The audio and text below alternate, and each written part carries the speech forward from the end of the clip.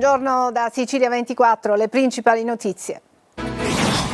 Sicilia sferzata al vento con raffiche oltre i 100 km/h, tragedia sfiorata a Siracusa, Palermo divelta e coperture di capannoni, mareggiata alle Olie. A Niscemi gli sfollati attendono il Consiglio dei Ministri di domani per gli stanziamenti annunciati dalla Premier Meloni. Il Comitato dei cittadini: abbiamo fiducia nello Stato, ma servono risposte immediate. Traffico di stupefacenti tra la Sicilia e la Spagna. A capo dell'organizzazione un catanese e la compagna. Sequestrati beni per €1 milione, 12 arresti. A Catania, corriere della droga arrestato dalla polizia dopo una fuga finita nel quartiere San Cristoforo. Sequestrati 44 kg di cocaina. A Palermo rientra nella casa assegnata come alloggio popolare la famiglia fuggita perché minacciata dalla criminalità. È arrivata anche a Catania la truffa della ballerina. Un messaggio su WhatsApp inviato da un conoscente invita a votare per una bimba figlia di amici che partecipa a un concorso. È la nuova trappola online. Calcio, il Catania punta il Trapani, il recupero in programma al Massimino domani sera. Rossazzurri obbligati a vincere per accorciare le distanze dal Benevento. Catania piange Orazio Russo. Nel pomeriggio i funerali in cattedrale. A Corner il commosso ricordo di Mascara, Pulvirenti e Micale.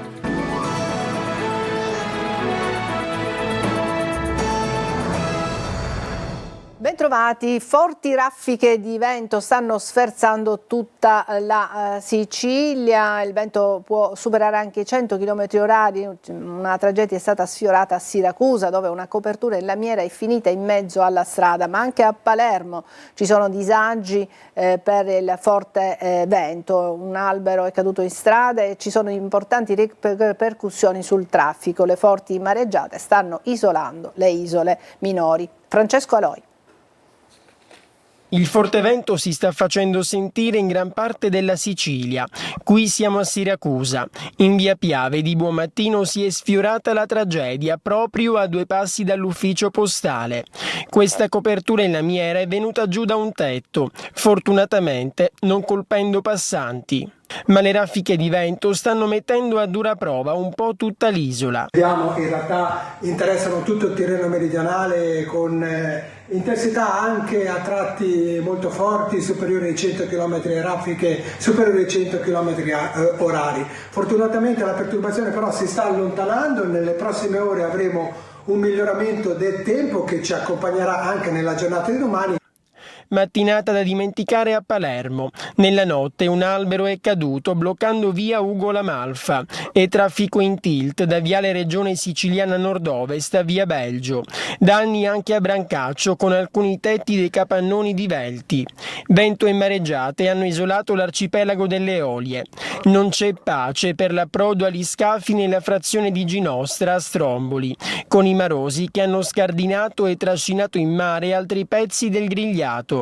A Lipari, nella frazione di Acquacalda, il mare è arrivato fin dentro le abitazioni. Perché per la giornata di giovedì è prevista un'ulteriore perturbazione che porterà prima venti di scirocco e poi di nuovo venti di maestrale molto forti.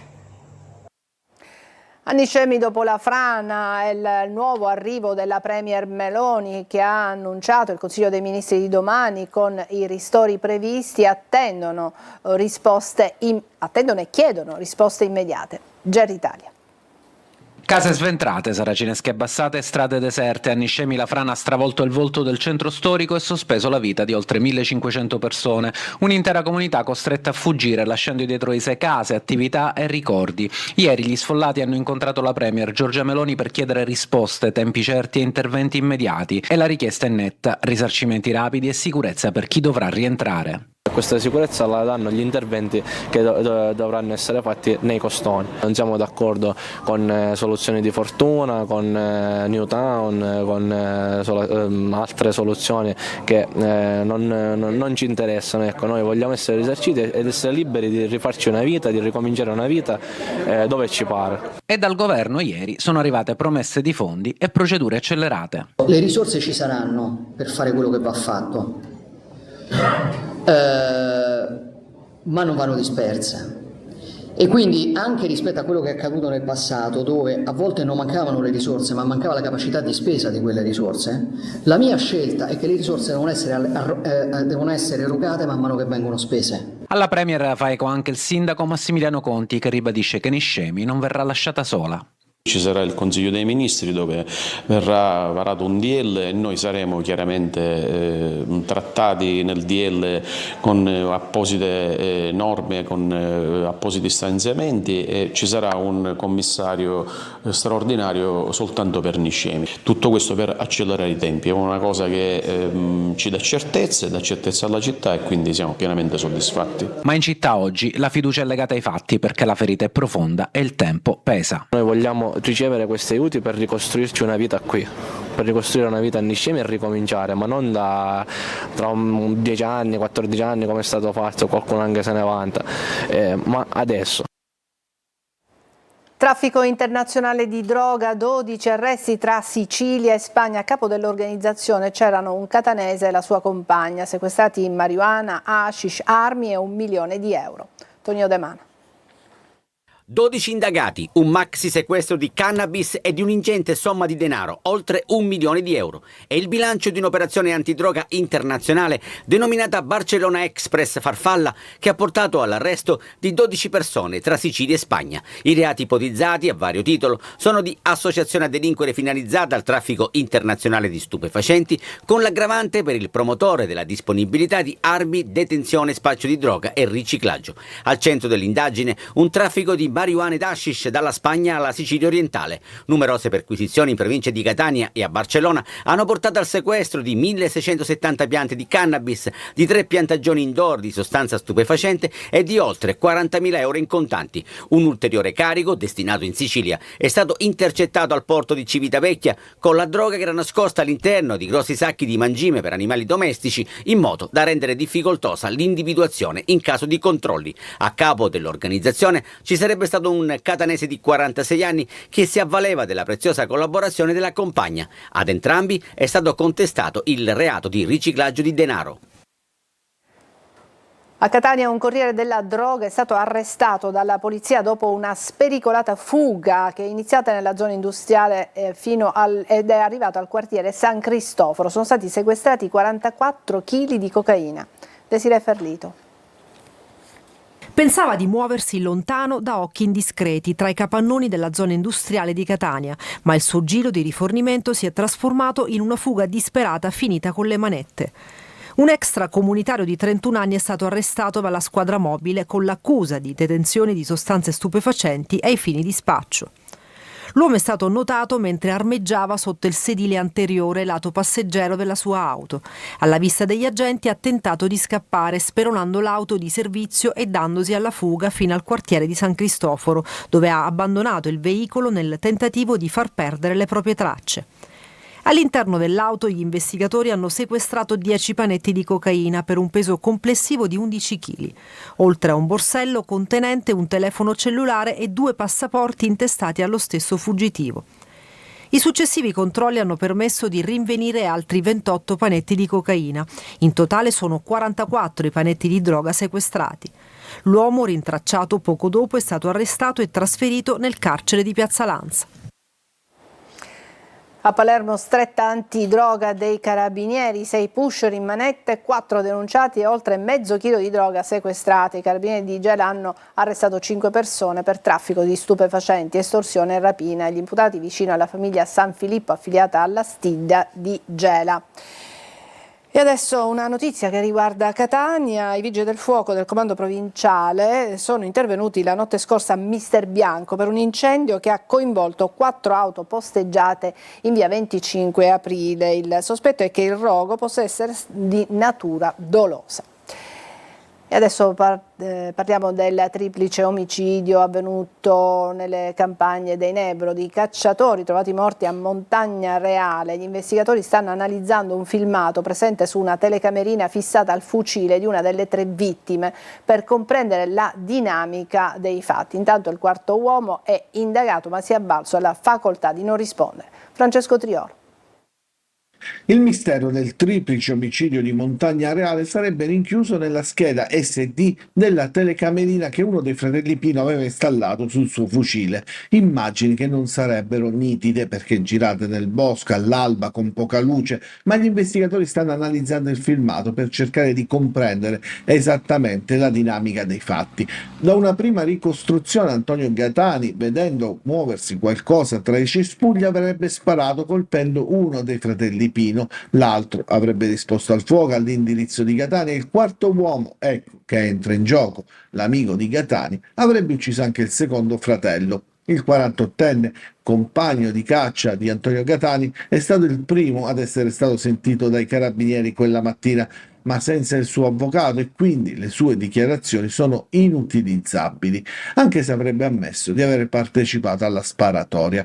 Per questo sulla vicenda c'è il riservo più assoluto: il 48enne sarebbe indagato, non arrestato. Adesso dovrebbe essere nuovamente sentito dai giudici, questa volta con la presenza dei suoi avvocati, che nel frattempo hanno minacciato una denuncia per violazione del segreto istruttorio dopo la divulgazione su alcuni organi di stampa di particolari dell'inchiesta. Alla Procura di Patti invece si sta ricostruendo il puzzle e saranno fondamentali anche le risultanze dei rilievi del RIS dei Carabinieri nelle ore immediatamente successive alla morte dei 3 cacciatori.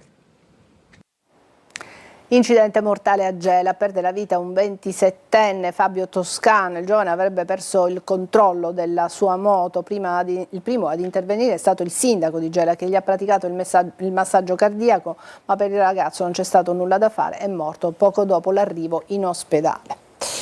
Prima notte serena nella casa dello Zen per la nuova famiglia assegnataria dell'immobile, che era stato danneggiato e poi presidiato all'assessore Ferrandelli, che ribatte: qui la mafia non vince, ci sono le istituzioni. Marco Gullà.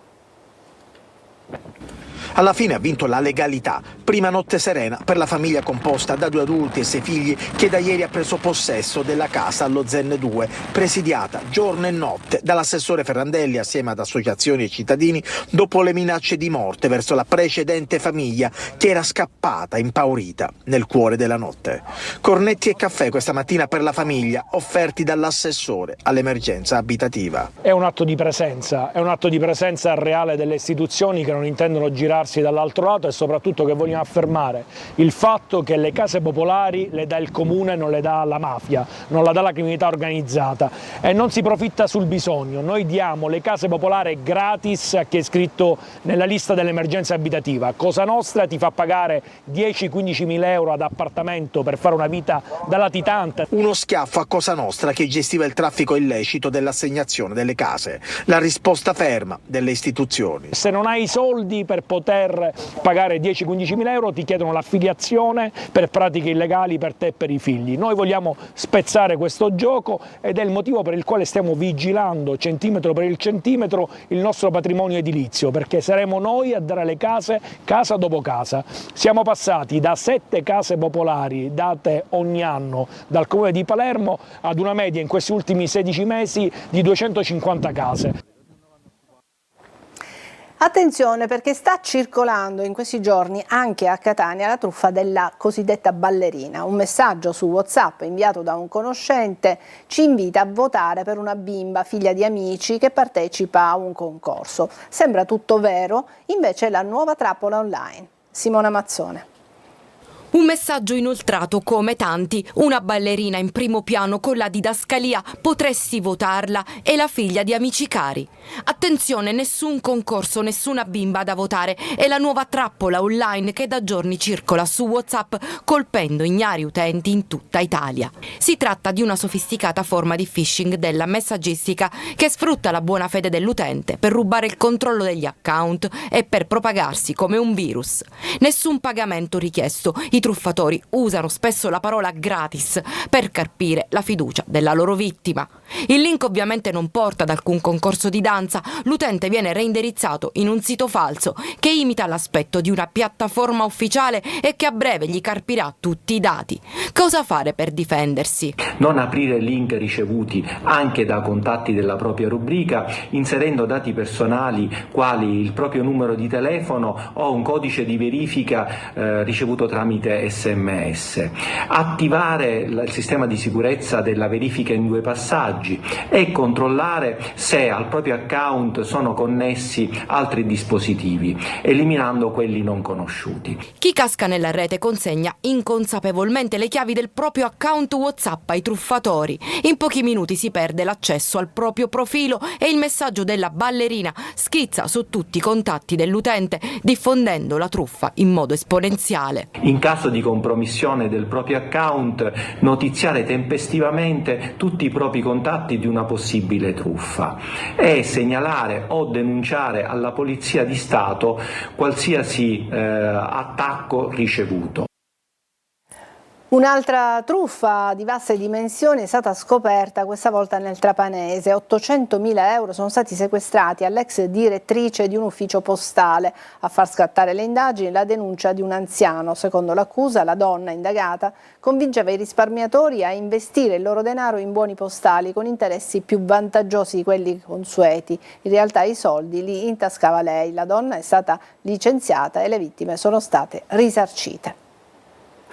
Adesso una breve pausa, a tra poco.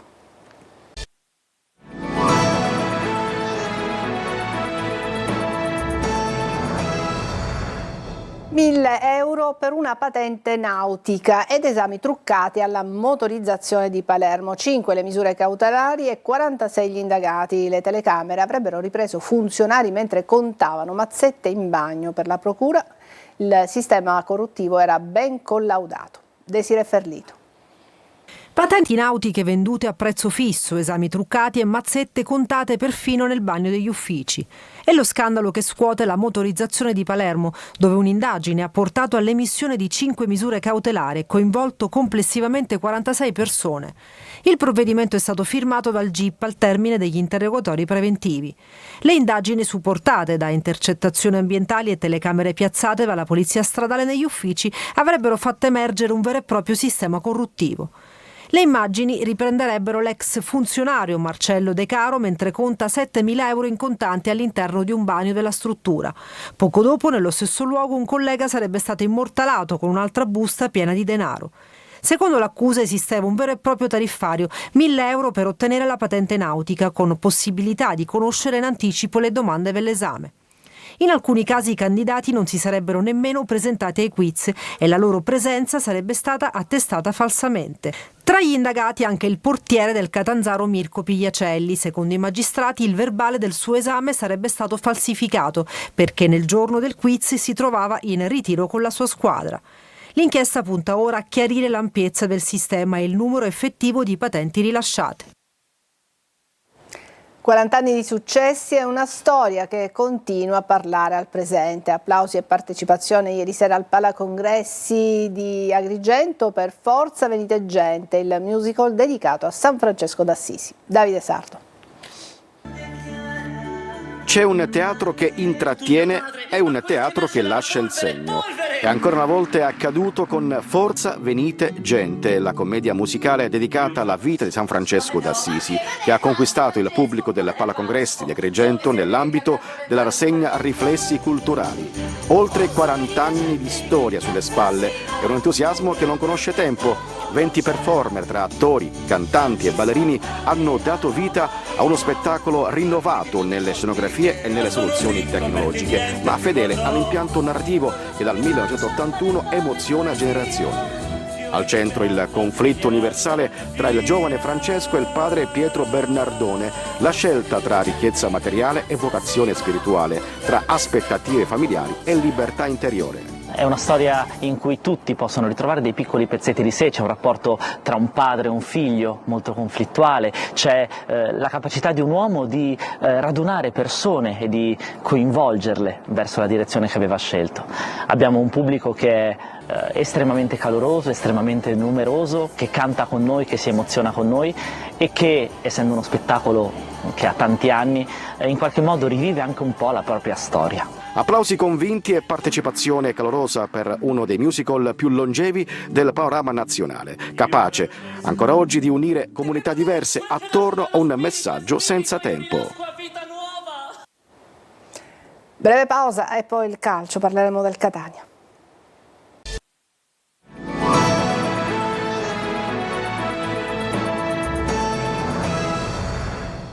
Eccoci al calcio. Domani al Massimino il recupero tra Catania e Trapani. I rossazzurri obbligati a vincere per accorciare le distanze dal Benevento, primo in classifica. Sentiamo Francesco Triolo. È tempo di non perdere più tempo, un gioco di parole che rende però l'idea della condizione attuale del Catania del campionato. Il recupero di domani sera al Massimino contro il Trapani può mettere in condizione i rossazzurri di risalire a -5 in classifica dal Benevento. Un altro risultato renderebbe le distanze con il primo posto sempre troppo lunghe, considerato che le partite da giocare sono sempre di meno. Il Catania si mangia le mani per le occasioni perse. Nelle ultime 3 partite ha di fatto dato via libera al Benevento. Toscano e il club hanno scelto la via del silenzio per rispetto alla scomparsa di Orazio Russo e quindi non ci sarà la consueta conferenza stampa di vigilia. Il tecnico però recupera Lunetta e Corbari dopo la squalifica, ritrova Di Noia che ha saltato la gara di domenica per un affaticamento muscolare. Può contare regolarmente su Bruzzaniti che si giocherà il posto sulla 3/4 con D'Ausilio, Lunetta stesso e Jimenez. Il Trapani arriva al Massimino dopo la sconfitta di Giuliano, pesante per la classifica dei Granata, immischiati sempre di più nella zona play-out. Aronica per la partita di domani ha tutti gli uomini a disposizione tranne gli infortunati Ciuferri e Vasquez. Su quest'ultimo c'è una leggera speranza, ma lo staff medico valuterà le condizioni della sua caviglia e poi si deciderà se sarà disponibile, almeno per la panchina. E il mondo calcistico piange Orazio Russo. Corner, la trasmissione, gli ha dedicato una puntata speciale con la commozione di Mascara e Pulvirenti. Nel pomeriggio si svolgeranno i funerali in cattedrale a Catania. Tonino De Mano. Non la storia del Catania, Orazio Russo è il Catania. Orazio Russo è il Catania. La frase di un commosso Peppe Mascara racchiude il pensiero di tutti, con il popolo rossazzurro che piange uno dei suoi figli più illustri. Negli occhi e nella mente non solo i tanti gol, alcuni da cineteca come questo, ma anche le corse a perdifiato sotto la curva per ricevere l'abbraccio della sua gente. Riconoscenza ed appartenenza. Ora che Orazio non c'è più, restano le immagini, ma soprattutto i ricordi. Corner gli dedica una puntata speciale, centinaia i messaggi dei tifosi. Nino Pulvirenti trattiene a stento le lacrime. Non lo so se è iniziato come calciatore, poi credo che sia diventato un fratello minore per me. Poi una richiesta. Non so se mi intitoleranno il centro sportivo o qualcosa, ma comunque la faranno perché la persona merita e soprattutto perché veramente, come hai detto all'inizio, è uno delle ultime bandiere. Tanta commozione anche in studio. Angelo Gagliano, Angelo Patanè, Alessandro Vagliasindi, Angelo Micale ricordano le gesta del giocatore, del dirigente e dell'uomo Orazio Russo. Io lo ricordo con tanto affetto, lo dico nella stanza di mio figlio c'è un solo poster, il poster è quello di Catania Vicenza e c'è l'autografo per mio figlio e questo per me rimane un ricordo che io posso guardare ogni giorno. Quando apro quella porta mi ritrovo subito quell'immagine. In campo Orazio era imprendibile e veloce, ma non doveva andare via troppo presto. Ciao Orazio, la tua Catania.